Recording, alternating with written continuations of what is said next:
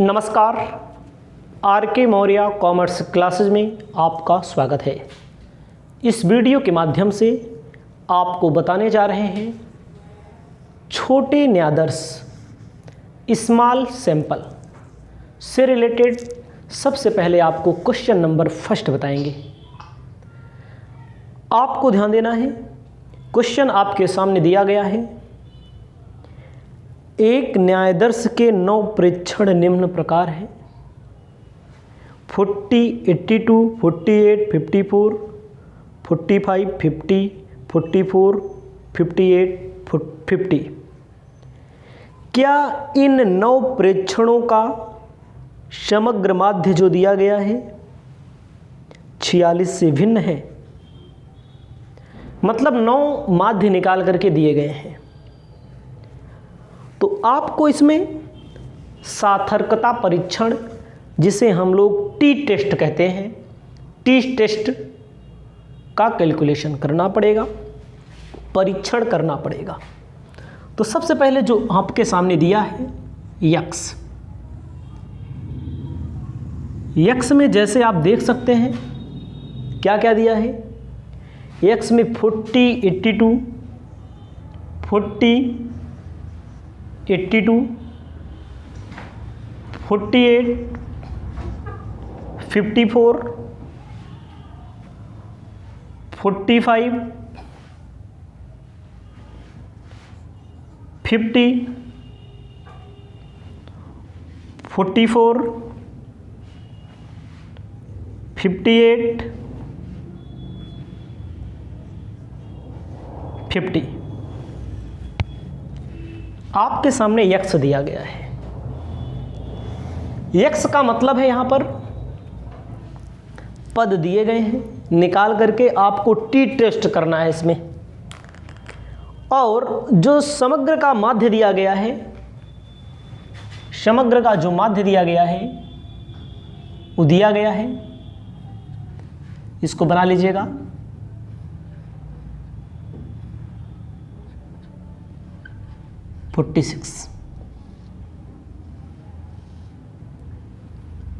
T test का formula क्या होता है, इसको आपको रखना पड़ेगा। टी टेस्ट का फॉर्मूला आपको लिखना है t test equal to x bar minus mu, इसको हम म्यू बोलते हैं, अपान यस रूट के अंदर n-1। इसे आप लिख लेंगे। पहले आपको ध्यान देना है, सबसे पहले यक्स बार निकाल लिया जाए।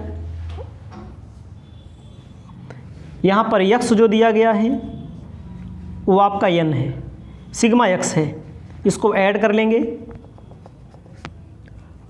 Sigma x 50, 58, 44, 50, 45, 54, 48, 82, 40। आपका कितना आएगा टोटल? 471 यहाँ पर आएगा, 471। X bar equal to sigma x upon n formula होगा 1 2 3 4 5 6 7 8 9। 471 डिवाइड बाई 9, 471 डिवाइड बाई 9 आपका आया था कितना?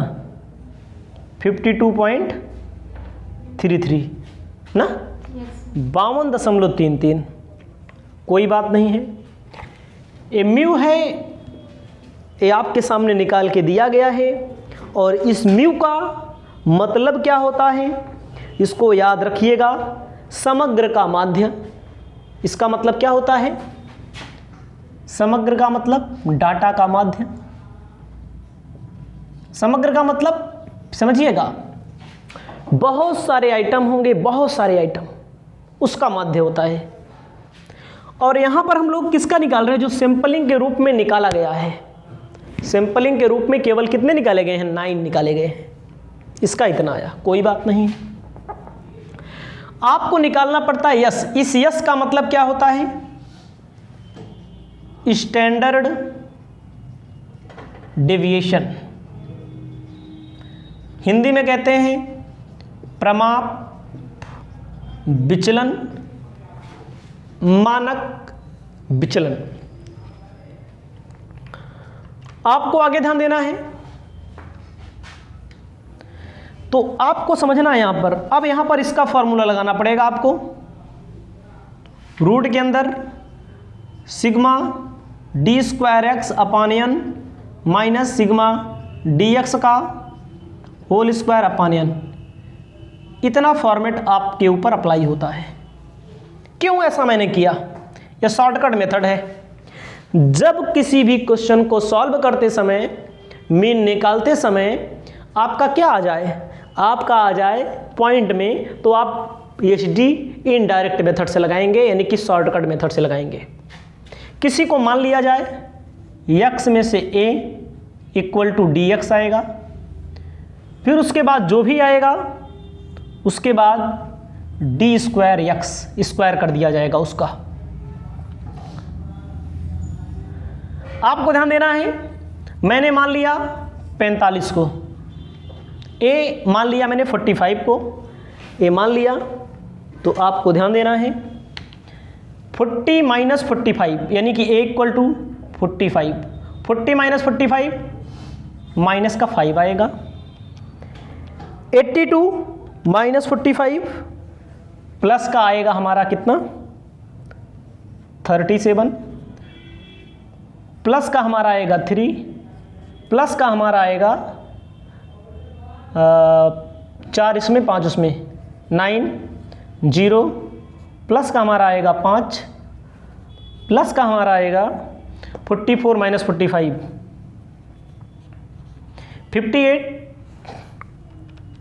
58 माइनस, ध्यान देना है 58 माइनस 45 13, 50 माइनस 45 प्लस का 5।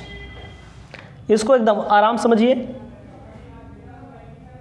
18 प्लस का पहले ऐड कर लो, पहले प्लस का 13, 13 प्लस 5 पहले प्लस का ऐड कर लो, प्लस 9 प्लस 3 प्लस 37 72, माइनस का 5 माइनस का 1, ये तो माइनस को 2 ये चीज़ है, तो याद रखना 13 plus 5 plus 5 plus 9 plus 3 plus 37 72 में से 5 माइनस कर दीजिए, 1 माइनस कर दीजिए, 66 आएगा। Sigma D x equal to 66। अब इसका स्क्वायर कर दीजिए, 25 आ जाएगा, 37 इंटू 37 1369 9 9 81 0 25 1 169 आएगा, 13 93 169, 13 गुणे 13 सही है, 5 5 25। इसको ऐड कर लेते हैं, 25 प्लस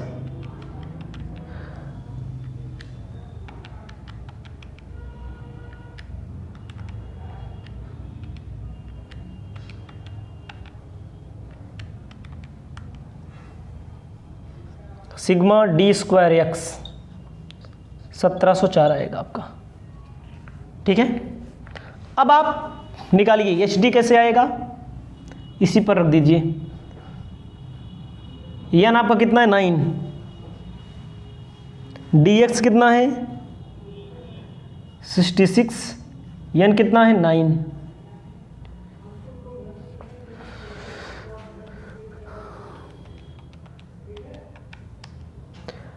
वन 89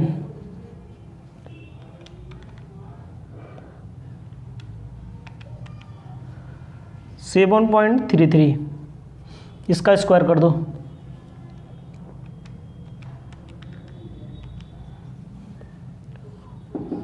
वन 89 माइनस 53.575। ध्यान दीजिएगा, तो इसको कैलकुलेट कर लिया जाएगा। कैलकुलेट कर ले रहे हैं, ध्यान देंगे आगे आप,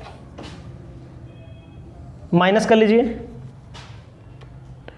189 माइनस 57.75 आ रहा है 131.25, 131.25 आ रहा है। आपको ध्यान देना है, यहाँ पर आएगा 53.72, तो यहाँ पर 1704 भागे 9 करेंगे तो 189.33 आपका आएगा, 189.33। तो माइनस इसका स्क्वायर कर दो, 7.33 इंटू 7.33, 53.73, 189.33 माइनस 53.73, 135.6, 135.6 लास्ट में लिखा गया 135.6, इसका रूट निकाल लीजिए,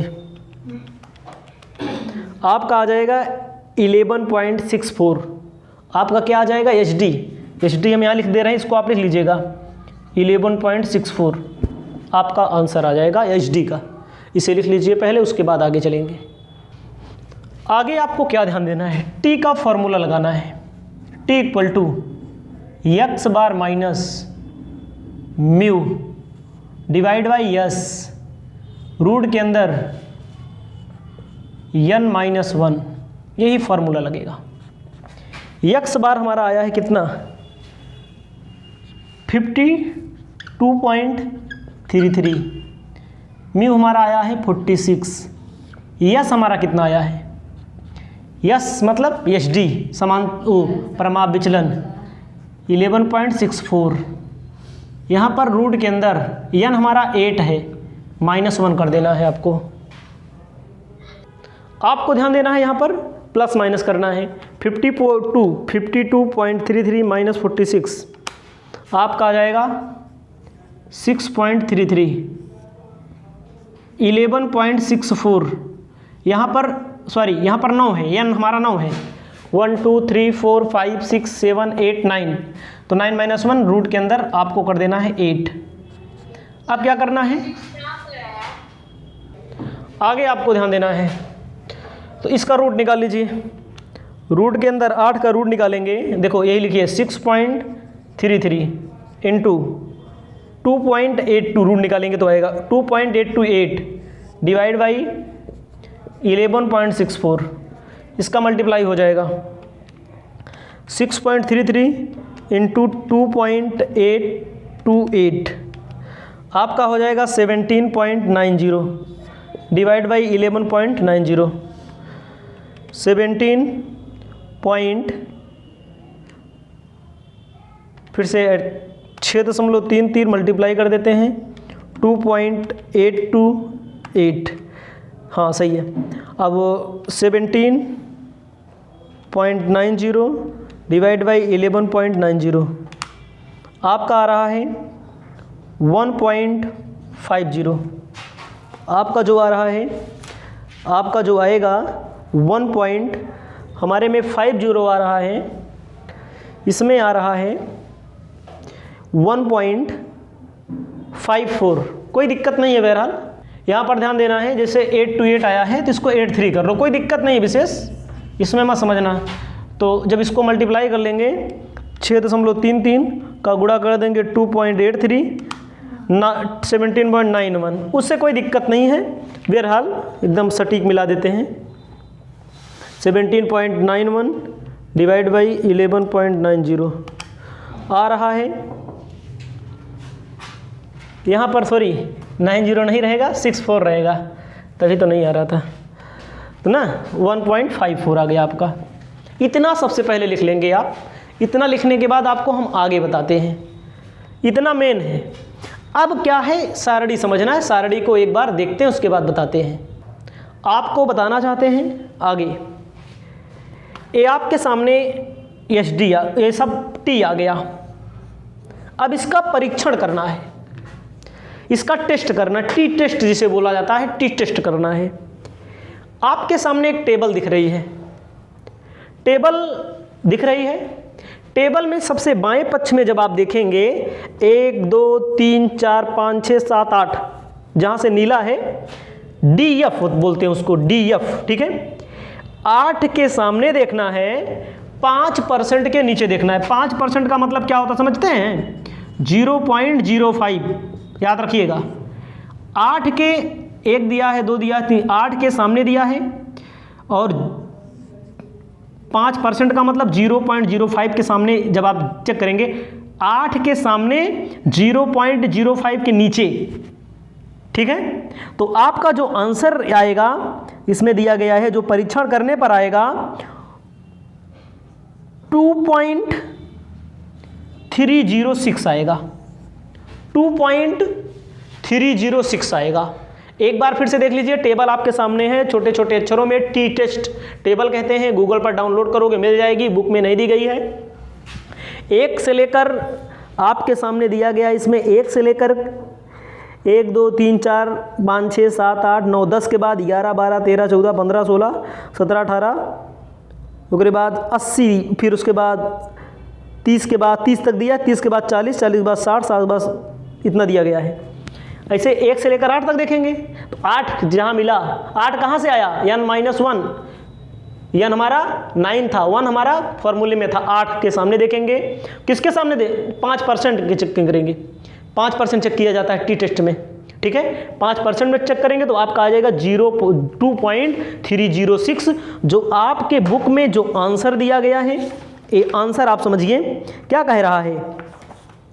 अब इसका क्या किया जाता है, आप ध्यान दीजिएगा, इसका निर्वचन किया जाता है। हिंदी में कहते हैं निर्वचन। निर्वचन का मतलब होता है इंटरप्रिटेशन, इंग्लिश में भी लिख लीजिए, इंटरप्रिटेशन बोलते हैं, इंटरप्रिटेशन बोला जाता है। समझ रहे हैं? ये क्या मतलब भैया का होता है? इसका मतलब होता है आपने जो ये सब किया इसके बारे में बतावें। बताने के लिए आपके पास अगर बुक होगी तो ठीक है, नहीं है तो कहा गया है टी से निकाले गए मूल्य के तुलना टी के सारणी मूल्य से की जाती है। भैया देखो हमारी बात, ये मूल्य हम लोगों ने निकाला है, ये प्राइस में लोगों ने निकाला है ना, और ये वाला कहाँ से लाए हैं? ये वाला सारणी से लाए हैं, टेबल से लाए हैं। उसके बाद कहा गया है यदि निकाला गया मूल्य टी का मूल्य उस सारणी से अधिक है तो अंतर सार्थक होगा। फिर समझिए, किताब हमारे सामने है, मैं पढ़ रहा हूं, आपको ध्यान देना है, मैं एकदम अच्छे से। निकाला गया मूल्य टी का मूल्य उसके सारणी मूल्य से अधिक है। जैसे मैंने निकाला है, ये निकाला गया ना, अगर इससे अधिक है तो कहा गया जाएगा सार्थक है। समझ रहे हैं? अगर हमारी हमारी परिकल्पना असत्य होगी, असत्य हम लोग साबित हो जाएंगे। अगर जो सारणी के मूल्य से कम है तो हमारा क्या है? सार्थक होगा, और हमने जो परिकल्पना की है वो असत्य होगी। मैं बार बार बता रहा हूं, चाहे जितनी देर, क्योंकि समझना, यही समझ जाओगे तो अगले वाला क्वेश्चन ऑटोमेटिक लग जाएगा, कोई दिक्कत तो होगी नहीं। भैया ए फॉर्मूले से निकाला गया, ए टेबल से निकाला गया ना, अभी और क्वेश्चनों में पढ़ोगे। अगर टी का मूल्य निकाले गए मूल्य सारणी के मूल्य से कम है, क्वेश्चन में क्या बोला है? टी का मूल्य उसके सारणी मूल्य से अधिक है, टी का मूल्य उसके सारणी के मूल्य से अधिक है तो अंतर सार्थक होगा। मिस्टेक हो गया, फिर समझिएगा, कोई दिक्कत नहीं है, कुछ नहीं करना है। टी का मूल्य उसके सारणी मूल्य से अधिक है, टी का मूल्य उसके सारणी मूल्य से अधिक है तो क्या होगा, सार्थक होगा। लेकिन अधिक नहीं है, क्या है ये, कम है, कम है, ठीक है, कम है तो सार्थक नहीं होगा। ध्यान दीजिएगा, ध्यान दीजिएगा, टी का मूल्य अगर इससे अधिक है सारणी के मूल्य तो सार्थक होगा, और कम है तो सार्थक नहीं होगा। तो आपका उत्तर क्या आया है, देख लो अपनी किताब में, आपका जो उत्तर आया है अंतर सार्थक नहीं है। साफ साफ लिखा है अंतर सार्थक नहीं है, क्योंकि कम है, ज़्यादा होगा तो सार्थक होगा, ठीक है। अर्थात ये आपका जो पॉइंट है ये सत्य है। इसे लिख लीजिए। मान लीजिए इसमें कोई गुंजाइश रह गई हो तो आगे का क्वेश्चन मैं आगे बता रहा हूं, आगे आप समझने का प्रयास कीजिए।